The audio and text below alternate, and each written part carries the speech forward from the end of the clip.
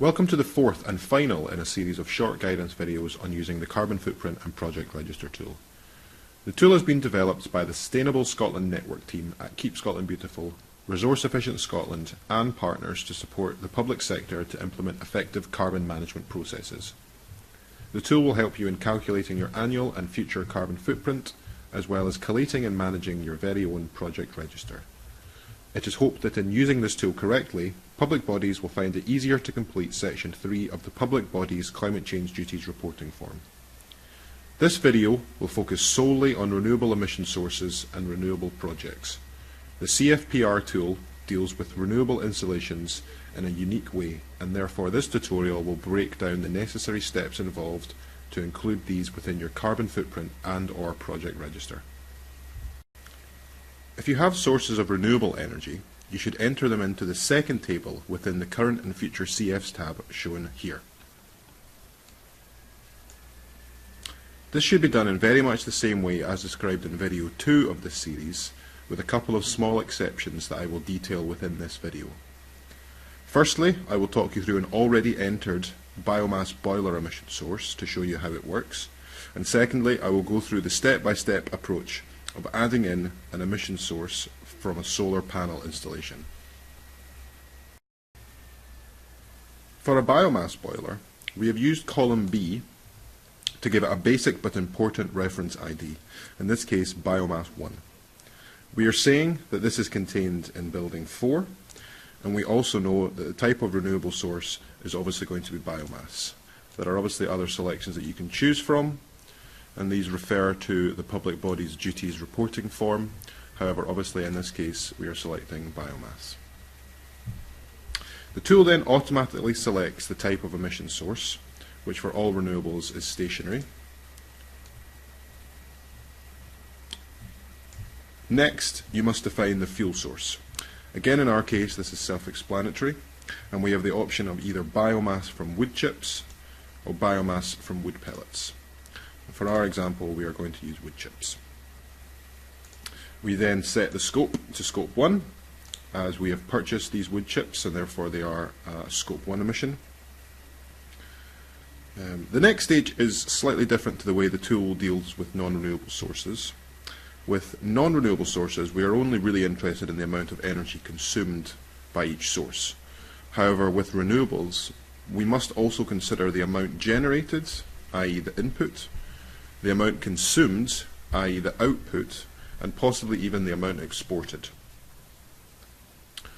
So for this example, we are saying that 500,000 kilowatt hours of wood chips are our input. This means that there are 500,000 kilowatt hours of wood chips that were going in to the boiler and being burned to generate heat. The output, therefore, must be less than this value, as no boiler is 100% efficient and there will be losses within the system. So we have entered an output of 400,000 kilowatt hours. If you have such a system in place, you may be aware of its efficiency, in which case you can simply calculate your output as your input subtracted by your efficiency losses. However, if you're not aware, your output will generally be between 15 and 20% less than your input, which is a fair assumption given that most biomass boilers are about 80 to 85% efficient. In this example, we're deciding not to export any energy. There'll be a little bit more on that later. So all we need to enter here is 0. And you'll see then that the total output has been calculated, which is the consumed plus the exported. So we just have the 400,000 that we entered into the consumed column. We have no income from export, as we are not exporting anything. We have no financial support from this.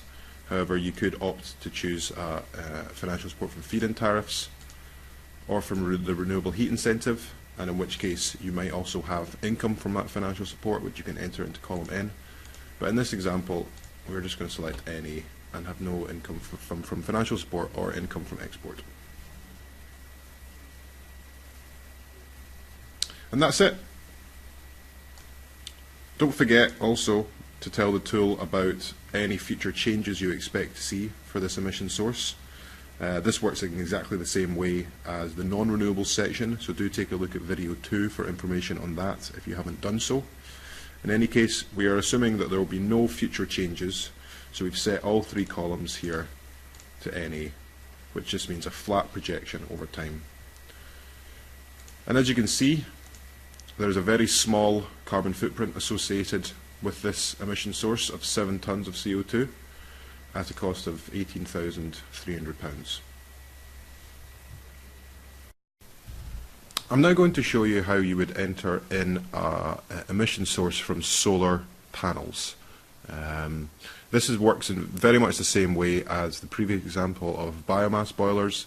However, there is some very small differences that I'll talk you through. So first of all, we're just going to define our organizational ID.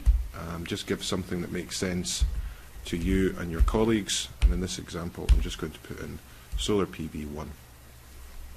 I'm going to also say that this solar panel is in building 4.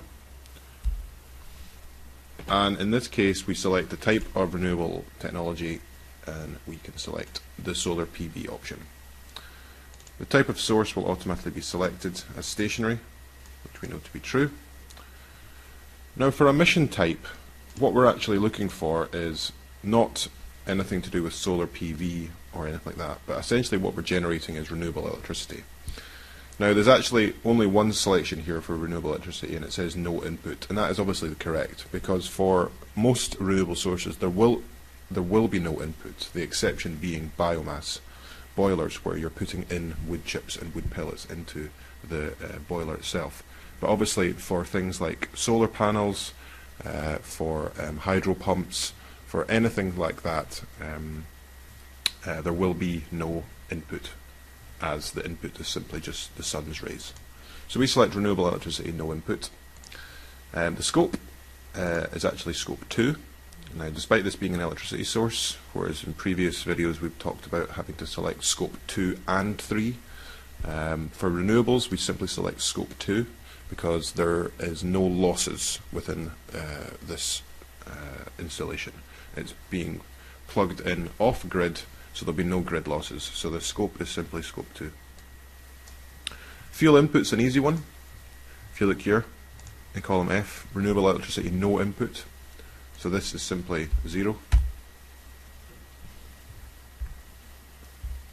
And amount consumed, we're just going to give an arbitrary number of 1 million kilowatt hours, which is what is being consumed by the organisation. And let's even put in some exported energy as well. So we're going to say that 200,000 kilowatt hours are being exported back into the grid. And you can see then that the total output is 1.2 million kilowatt hours, which is just the consumed plus the exported. Because we've got some exported electricity being put back into the grid, we're going to say that we did have some income, £2,000 from that export. And we're also going to say that we had financial support from the feed-in tariff scheme, and we had £10,000 income from that financial support source as well. Obviously, I'm just picking arbitrary numbers here to show you how it would work as an example, but you obviously would know if you had income from exports or what financial support or the income you had from that financial support should you have such a scheme in place. And that's it. Obviously don't forget to put in your future changes. We're not going to assume any future changes for this example, so we'll just select any for columns Q, R and S. And as you can see, there's no carbon footprint associated with this emission source because there is no emissions from a solar PV installation, and there is a cost associated with it as well, or revenue in this case, which is negative £10,000, and that comes from the income from financial support. So that's essentially saying that there is a revenue, negative £10,000, which is what we would expect from given what we've put into the tool. And that's that. Now that we've added in a couple of renewable sources, I wanted to take you back over to the output section to show you how the tool deals with those sorts of inputs. In section 2 of the output section, we have a most recent carbon footprint, and in brackets it says net. And that essentially means that it takes account of anything that's exported back to the grid. So in my previous example, I talked about how we entered in a solar panel emission source, and we had actually exported 200,000 kilowatt hours of energy back to the grid. And you can see here that the tool has then picked up what that is in terms of carbon savings. So that 200,000 kilowatt hours equates to 75 tons of CO2 equivalent. And that is being put back into the grid, and we also have our estimated revenue from the export, which we put in here as well. I'll just show you there. So there's the £2,000, and there's the 200,000 kilowatt hours. So the tool picks that up and essentially nets it off from your gross carbon footprint, which is essentially your total carbon footprint that we've talked about in previous videos.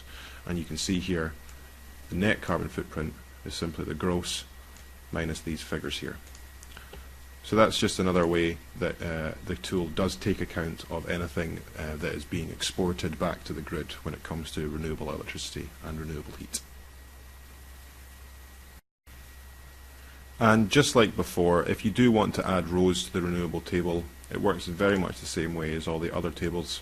Simply select the number of rows that you want to apply in cell D15, or whatever the cell that this drop-down box may be. It will depend obviously on the size of the table above. So let's say we want to add 5 rows to the renewables table. We simply select 5, we hit the button as before, we wait a few seconds, and the new renewable emission source rows have been added, just like so. Now I'm going to talk you through an example of adding in a renewable project to the tool.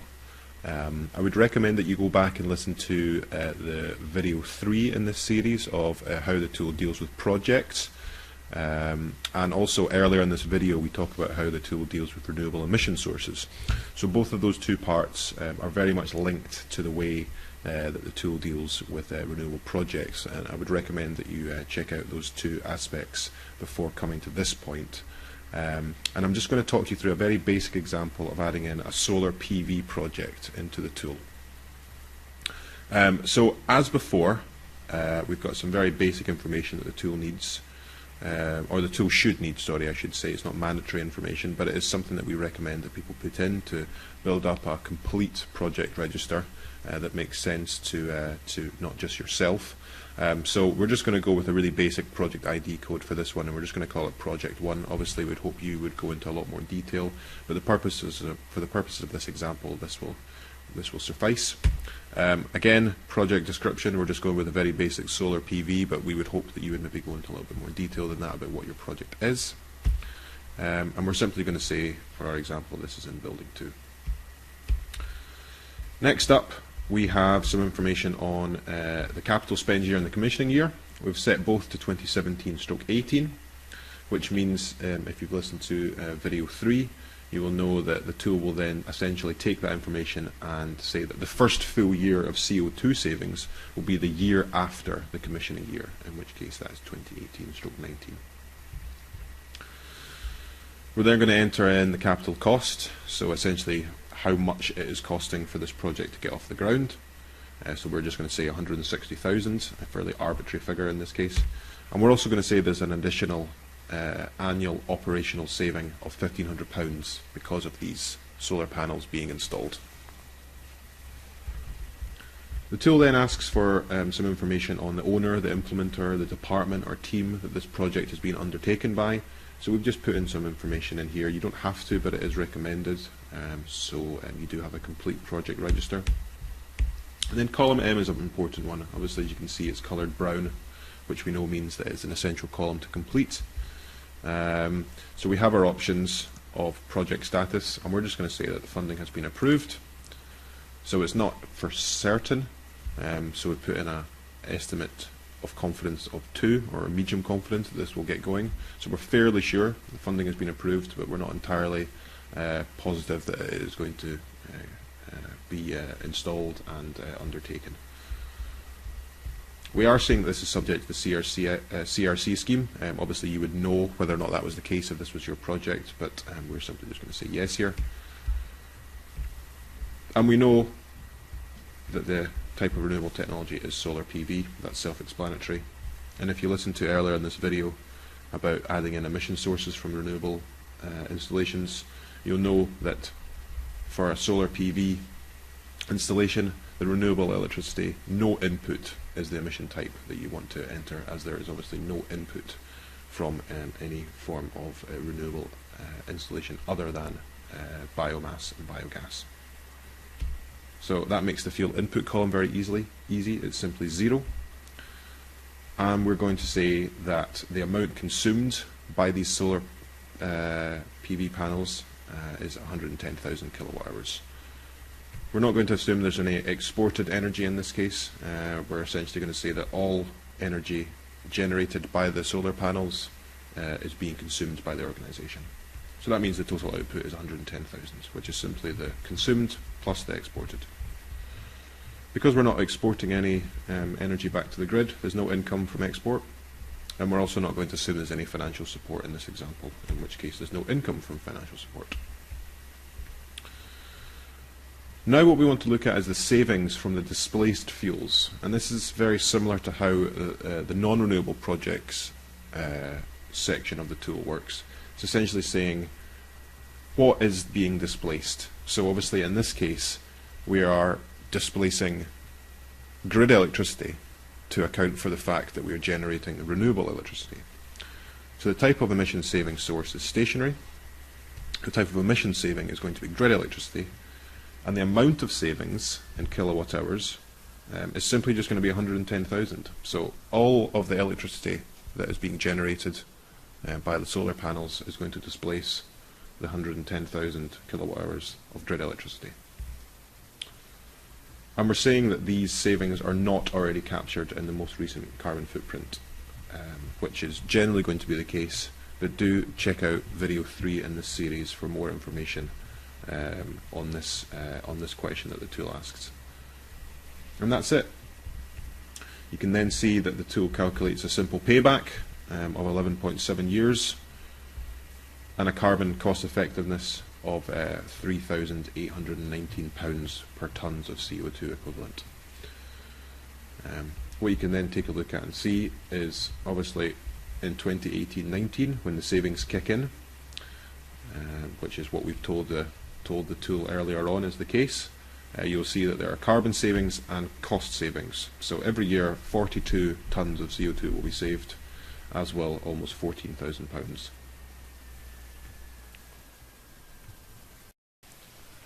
So one thing I haven't discussed within this renewables video is how to deal with biomass or biogas CHP installations, whether that be an emission source or a project. I would recommend that if you do have one of those emission sources, or you are looking for information on how to deal with this from a project point of view, to look at the Renewables Examples tab shown here. This explains not only how to input standard renewable emission sources, such as a biomass boiler, which I've gone through, into your emission sources, and as a biomass project in the second table shown here, but it also talks about how to deal with biogas CHP installations and sources of emissions. The way that those work are slightly different, as you can see here. You have to enter in 2 rows because you need to take account for the electricity portion, shown here in row 8, and also the heat portion, shown here in row 9. And that works, and that's certainly true for both the emission sources, so in the Current and Future CFs tab, and also in the Project List Renewables tab, where it works the same way. You must enter in electricity portion row and a heat portion row. So if you do have either a biogas or biomass CHP boiler within your organisation, then do check out this Renewables Examples tab for information on how you should input these into the tool. And there's a whole load of text here as well to assist you as well as further guidance, both online and on this first tab, read this first as well.